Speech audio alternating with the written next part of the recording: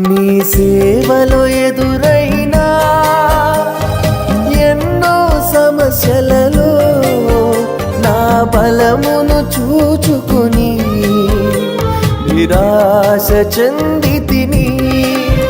నీ సేవలో ఎదురైనా ఎన్నో సమస్యలలో నా బలమును చూచుకొని నిరాశ చెందితిని.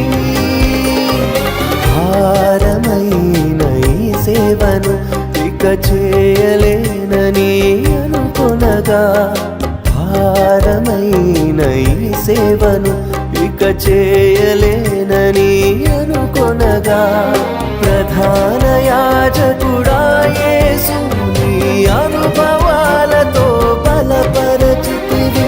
ప్రధాన యాజకు